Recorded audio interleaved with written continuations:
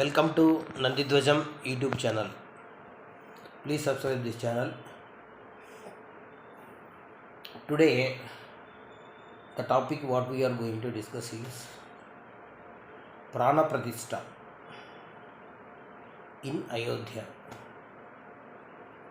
ఇదండి మన టాపిక్ ఈరోజు. అయోధ్యలో బాలరాముని విగ్రహాలు ప్రాణప్రతిష్ఠ చేయాలని పెద్దలు నిర్ణయం తీసుకున్నారు. అయితే ఆ ప్రాణప్రతిష్ఠ విషయమై కొంతమంది భిన్నాభిప్రాయాలు వ్యక్తం చేస్తున్నారు. రాజకీయంగా కాకపోయినా మన సనాతన ధర్మ పరంగానే కొంతమంది విగ్రహ ప్రతిష్ఠ ప్రాణప్రతిష్ఠ కొంతమంది భిన్నాభిప్రాయాలు వ్యక్తం చేస్తున్నారు. రాజకీయంగా మాట్లాడటం లేదు నేను. ఇప్పుడు ఆ గుడి పూర్తిగా కంప్లీట్ కాదు. అక్కడ మనం ప్రతిష్ఠిస్తూ ఉండేది వచ్చేసి బాలరాముడు. కంప్లీట్ కాకపోవడం వల్ల మళ్ళీ పనులు జరుగుతూనే ఉంటాయి.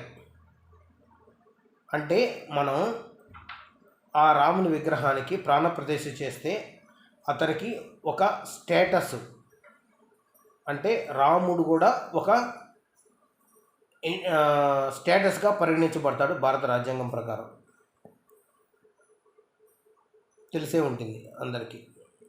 ఈవెన్ అయ్యప్ప స్వామి కూడా ఒక స్టేటస్ ఉంటుంది అన్నమాట. అతను కూడా జ్యుడిషియల్ లీగల్ పర్సన్. అదేవిధంగా రాముడు కూడా అప్పుడు జ్యుడిషియల్ లీగల్ పర్సన్ అవుతాడు.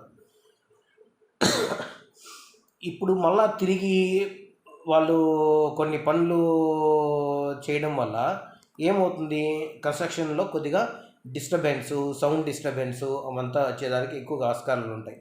మరమ్మతులు జరిగేటట్టు మరమ్మతులు కాదు, కొన్ని కట్టడాలు మొత్తం మీద సౌండ్ అయితే ఆ విధంగా రావడానికి ఆస్కారం ఉంది.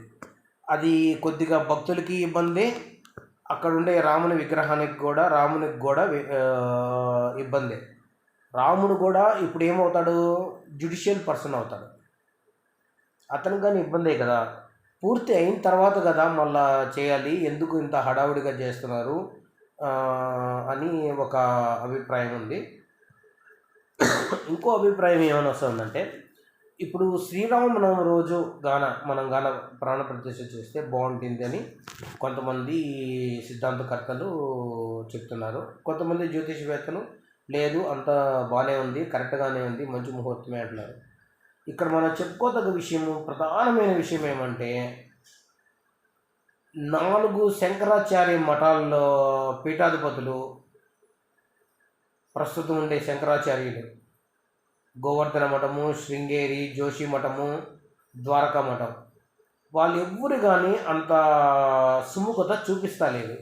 ఎందుకంటే ఇది ధర్మశాస్త్రానికి అనుకూలంగా లేదు, వీళ్ళు హడావిడిగా ప్రాణప్రతిష్ఠని చేపడుతూ ఉన్నారు అనే అభిప్రాయాన్ని వ్యక్తం చేశారు. వాళ్ళకి సెల్ఫ్ రెస్పెక్ట్ ఉంటుంది, ప్లస్ వాళ్ళు రాకూడదనే కాదు, కానీ వాళ్ళు చేసే విధానము కొంతమందికి నచ్చలేదు.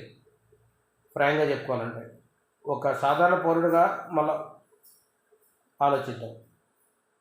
ఈ 4 శంకరాచార్యుల్లో 4 మఠాలు, ఆది శంకరాచార్యులు స్థాపించినటువంటి 4 మఠాల్లో పీఠాధిపతులు ఆ కార్యక్రమానికి హాజరవుతలేదు.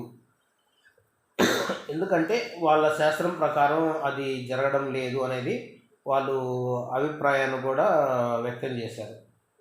మరి పూరిలో ఉండే గోవర్ధన పీఠం శంకరాచార్యుల వారు కొంచెం ఘాటుగానే స్పందించినారు ఈ ప్రాణప్రతిష్ఠ మీద. ఓకే, ఇది ఇంతవరకు భిన్నాభిప్రాయాలు.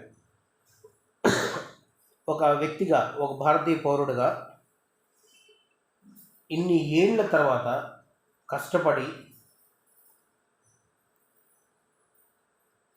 మన కేశవ పరాశరన్ లాంటి అయ్యంగార్లు కోర్టులో పోరాడి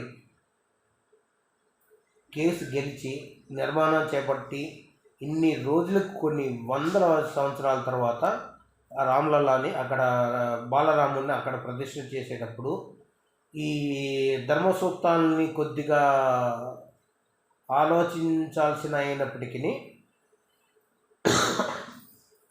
అంటే మనం వాళ్ళ పీఠాధిపతులను తప్పు పట్టే అంత టోలం కాదు.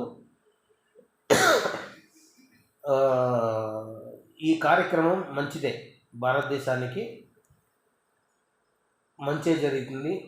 రాముని ప్రతిష్ట జరిగిన తర్వాత భారతదేశానికి అంతా బాగే జరుగుతుందనేది వాళ్ళు టీచర్ల మాదిరి మనల్ని హెచ్చరిస్తున్నారు. పీఠాధిపతులు ఈ విధంగా చేయకూడదు నాయన అని చెప్తున్నారు. వాళ్ళ విషయాలను కూడా పరిగణనలోకి తీసుకోవాల్సిన విషయం అవసరం ఎంతో ఉందన్నమాట. వాళ్ళు అంత పెద్దలు చెప్తున్నారంటే కొంచెం కరెక్టే, కొంచెమేం కాదు, కరెక్టే ఉంటుంది. అయినప్పటికీ స్టూడెంట్స్ అలర్ట్ చేస్తారు కదా విద్యార్థులు, ఆ విధంగా మనం భావించి మన రాముని ప్రతిష్ట జరిగే సమయానికి భక్తులు, దాని తర్వాత కొన్ని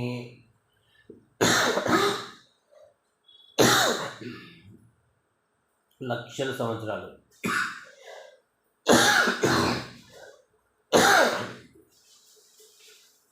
రాముని కీర్తి కోట్ల సంవత్సరాలు అని చెప్తారు. రాముని కీర్తి ఉంటుంది అక్కడ అయోధ్యలో రామ మందిరం ఉండాలని సదా ప్రార్థిస్తాం.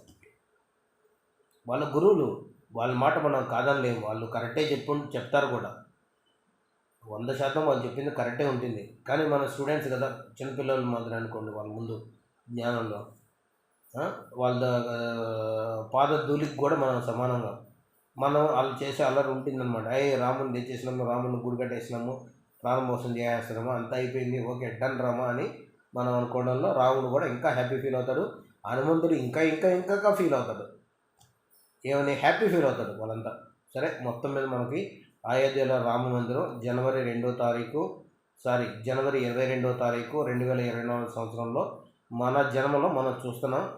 దాన్ని మనం ఎంతగానో అదృష్టంగా భావించాలి. Thank you very much. Please subscribe my channel Nandidhwaja channel నేము. లైక్ చేయండి, షేర్ చేయండి. ఈ జర్నీని కొనసాగిస్తాను. వీక్లీ 1 or 2 వీడియోస్, ఒక్కోసారి వీక్కి 3 వీడియోస్. షార్ట్స్ తక్కువ పెడుతున్నాను, మొత్తం మీద వీడియోలు అయితే ఎక్కువ పెడుతున్నాను ఈ మధ్య.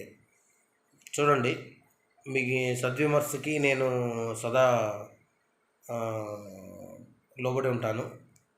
మీ సద్విమర్శని కామెంట్ రూపంలో పోస్ట్ చేయండి. Thank you very much. మర్చిపోవద్దండి, నంది ధ్వజం యూట్యూబ్ ఛానల్. నా ఛానల్ పేరు వచ్చేసి నంది ధ్వజం.